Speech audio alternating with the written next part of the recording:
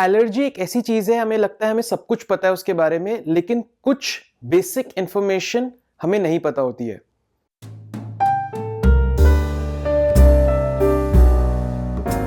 Allergy exactly होता क्या है?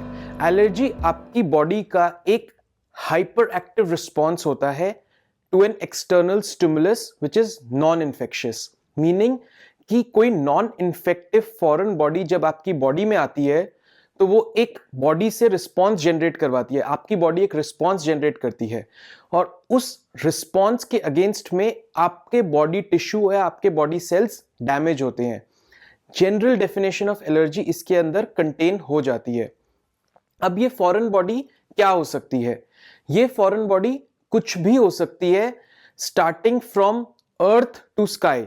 हाँ जी, आसमान से लेकर जमीन तक कोई भी चीज एलर्जी कॉज कर सकती है। हाँ, कॉमन एलर्जेंस या कॉमन कॉजेज अलग है, लेकिन कुछ भी चीज से एलर्जी हो सकती है और ये इंडिविजुअलाइज्ड है, मतलब हर पर्सन के लिए एक अलग होगा।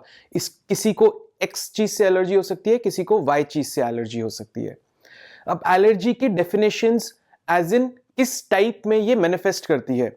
एलर्जी जनरली आपको कोल्ड एलर्जी हो सकती है, कफ एलर्जी हो सकती है, आपको स्किन एलर्जी हो सकती है, with in body tissues allergy या हाइपर सेंसिटिव रिएक्शन या हाइपर एक्टिव रिएक्शन हो सकता है। एलर्जी कहीं पर भी हो सकती है, किसी भी बॉडी पार्ट में हो सकती है। इस टॉपिक के बारे में हम आज की डेट रिस्ट्रिक्ट करेंगे एलर्जिक राइनाइटिस पे। एलर्जिक राइनाइटिस क्या होता है? जो खांसी जुकाम, मेनली जो जुकाम हो जाती है लोगों को, लोग बोलते हैं एलर्जी हो गई है मेरे को, वो रेफर कर रहे हैं कि उनको जुकाम, खांसी जुकाम रहता है और इसको हम जनरली डिफाइन करते हैं एज एलर्जिक राइनाइटिस। अब एलर्जिक राइनाइटिस में फॉरेन बॉडी क्या है? जो एक्सटर्नल स्टिमुलस है, जनरली लोगों के लिए होता है dust, season change, cold weather, आटा, मैदा, फ्लावर जिसको हम कहते हैं, ये होता है। पोलन ग्रेन्स होते हैं, जब पतझड़ का मौसम होता है तब पोलन्स एमिट होते हैं, फ्लावर से निकलते हैं, उस टाइम पे कुछ लोगों को एलर्जी हो जाती है। हे फीवर होता है। बहुत सारे कॉजेज होते हैं कॉमन एलर्जिक राइनाइटिस के, लेकिन ये कॉमन एलर्जेंस हैं जो कि मैंने अभी बताए हैं। नाउ इसमें होता क्या है लोगों को सबसे पहले तो जुकाम रहेगी, कोल्ड रहेगा, रनी नोज हो सकती है, कुछ लोगों को ब्लॉक्ड नोज हो सकती है, खांसी हो सकती है, ड्राई भी हो सकती है, म्यूकस वाली खांसी भी हो सकती है, फेब्राइल होगा, बुखार नहीं होगा लेकिन बुखार जैसा फील होगा, हम बोलते हैं हरारत जैसा फील होता है, बॉडी एक हो सकता है, वीकनेस हो सकती है, तबीयत खराब लगेगी, ऐसा हो सकता है। देन कुछ लोगों को हेडेक होता है। जिन लोगों को एलर्जिक राइनाइटिस 12 मंथ्स रहती है, जिन लोगों को जुकाम जनरली कभी भी हो जाती है, उन लोगों को हेडेक की भी परेशानी होती है। क्यों? क्योंकि एलर्जिक राइनाइटिस में या एलर्जी में जो जुकाम करती है उसमें बहुत सारा म्यूकस प्रोड्यूस होता है। वो म्यूकस क्या करता है? आपके साइनसेस में जाके जमा हो जाता है। साइनसेस एक एम्प्टी कैविटीज हैं आपके फेस के अंदर, स्कल के अंदर, जो कि यहां पर एग्जिस्ट करती है, हेड, फ्रंटल हेड में एग्जिस्ट करती है।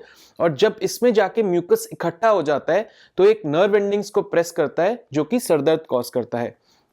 आपने बहुत बार लोगों से सुना होगा कि जिनको जुकाम है उनको हेडेक होता है, आई के अराउंड पेन होता है, फ्रंटल हेडेक होता है। ये बिकॉज ये है कि जो साइनस कैविटीज हैं उसमें म्यूकस भर गया है और उसको निकालने की जरूरत है।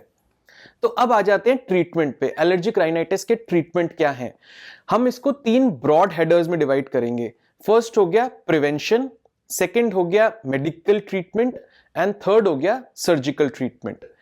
प्रिवेंशन में तो सबसे आसान है कि आप अपना एलर्जन आइडेंटिफाई करिए कि क्या चीज से आपको एलर्जिक राइनाइटिस हो रही है, किस चीज से आपको खांसी जुकाम तुरंत हो जाता है। क्या वो चेंज इन वेदर है, क्या वो कोल्ड वेदर है, क्या बर्फ खाने से होता है, ठंडी चीजें खाने से होता है, क्या वो आटा मैदा के पास रहने से होता है, डस्ट से होता है, पोल्यूशन से होता है।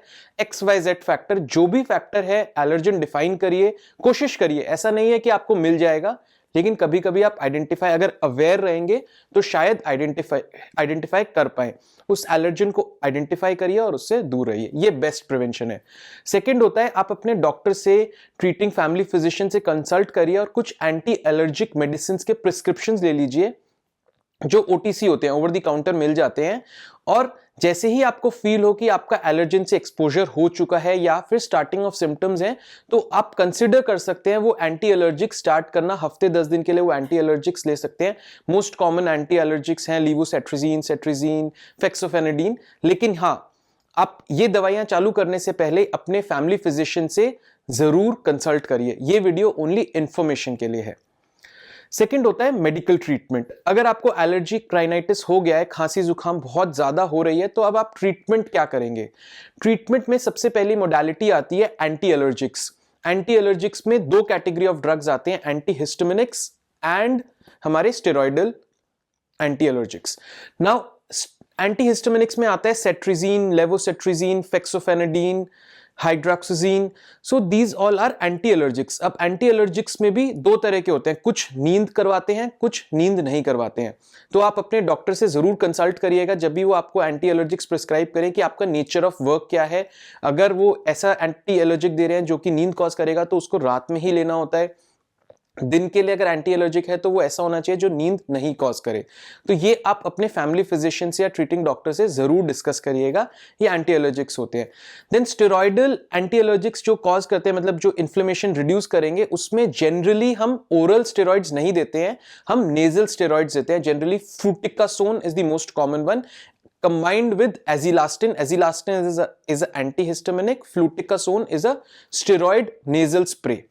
सो फ्लूटिकासोन या स्टेरॉइड नेजल स्प्रे क्या करता है? जो म्यूकस प्रोडक्शन होता है उसको रिड्यूस करता है।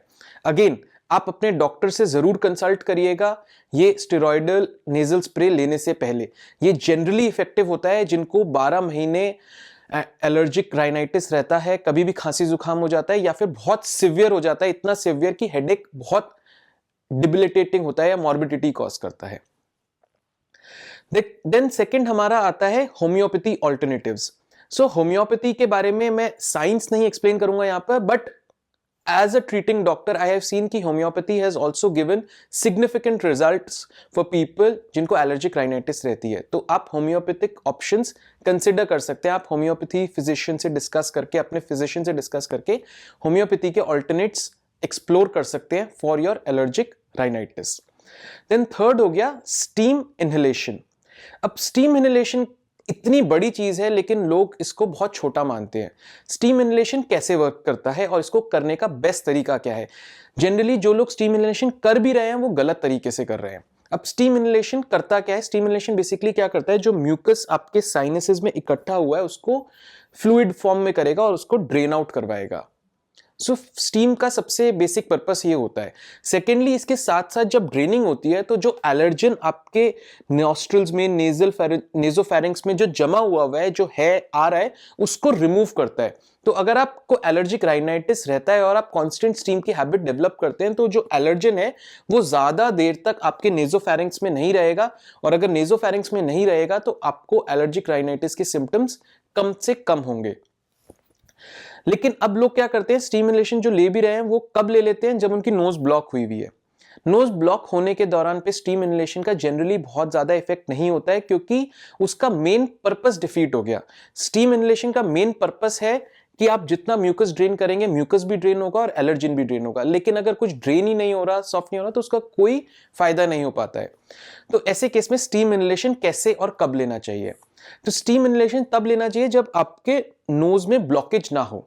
अगर आपके नोज में ब्लॉकेज है तो जनरली नेजोसलाइन डाल के, नेजो क्लियर डाल के, या फिर अपने फिजिशियन से डिस्कस करके ऑट्रोविन के 1-2 बूंद डाल के 5 मिनट वेट करके जब नॉस्ट्रल्स खुल जाए तब स्टीम इनहेलेशन लेना चाहिए। क्यों? उससे नोज खुल जाएगी। अब स्टीम इनहेलेशन लेने का बेस्ट तरीका क्या है? स्टीम इनहेलेशन लेने का बेस्ट तरीका है, एक नॉस्ट्रल को बंद करिए, इससे इनहेल करिए, देन इनहेल करने के बाद इसको क्लोज करिए, इससे एक्सहेल करिए, फिर यहां से इनहेल करिए, फिर इसको क्लोज करिए, फिर यहां से एक्सहेल करिए। ये प्रोसेस को हम अनुलोम विलोम में भी बोलते हैं, बट यस, यही स्टीम इनहेलेशन का बेस्ट तरीका है क्योंकि ये पूरा पाथवे क्लियर करता है। आपका पूरा पाथवे क्लियर होता है और स्टीम इनहेलेशन के बाद जितना ब्लो आउट कर सकते हैं उतना ब्लो आउट करिए। जितना म्यूकस निकलता है उतना अच्छा रहता है। देन अगर आपको सिवियरिटी है तो आप जो स्टेरॉइडल नेजल स्प्रे बोला है वो कंसिडर कर सकते हैं अपने ट्रीटिंग फिजिशियन से डिस्कस करने के बाद। देन दूसरा आप क्या कर सकते हैं, कफ सिरप्स आते हैं। अगर आपको खांसी बहुत ज्यादा है, रात में परेशान कर रही है, तो देसी नुस्खे जैसे लोग मिश्री लौंग डालते हैं वो यूज कर सकते हैं, या फिर कोई कफ ड्रॉप्स यूज कर सकते हैं। कफ सिरप ड्राई कफ के लिए यूज कर सकते हैं। तो ये इसका ट्रीटमेंट प्रोटोकॉल हो गया। नेक्स्ट आता है सर्जिकल ऑप्शंस। अब सर्जिकल ऑप्शंस आपको अपने ईएनटी से ही डिस्कस करना चाहिए, लेकिन सर्जिकल ऑप्शंस बहुत लिमिटेड होते हैं एलर्जिक राइनाइटिस के लिए। सर्जिकल ऑप्शंस बेसिकली क्या करेंगे कि जो आपका नेजल सेप्टम डिविएशन होता है, कुछ लोगों में नेजल सेप्टम डिविएशन की वजह से एलर्जिक राइनाइटिस के सिम्टम्स ज्यादा होते हैं, तो वो नेजल सेप्टम को सीधा कर देते हैं। तो उससे क्या होता है कि पाथवे क्लियर हो जाता है, तो सिम्टम्स सिवियर नहीं होते हैं, लेकिन एलर्जी तो कहीं नहीं गई है, एलर्जी तो वहीं एग्जिस्ट करी, आपकी बॉडी का हिस्सा है। तो एलर्जिक राइनाइटिस आपको खांसी जुकाम एलर्जी से अगर है तो वो फिर भी रहेगा, तो उसके लिए आपको ट्रीटमेंट करनी पड़ेगी। इसलिए सर्जिकल ऑप्शंस हमेशा अपने ईएनटी से डिस्कस करिए और इसका प्रोग्नोसिस, इसका फ्यूचर जरूर डिस्कस करिए, क्योंकि एलर्जिक राइनाइटिस अगर है तो वो सर्जरी से जनरली रिमूव नहीं होगा। तो फ्रेंड्स, आई होप आपको एलर्जिक राइनाइटिस के बारे में और एलर्जी इन टोटल के बारे में कुछ बेसिक इंफॉर्मेशन जो नहीं थी वो समझ आई होगी। अगर समझ आई है तो प्लीज इस वीडियो को लाइक करिएगा, शेयर करिएगा, सब्सक्राइब करिएगा और मेरे अगले वीडियो का जरूर इंतजार करिएगा। थैंक यू एंड धन्यवाद।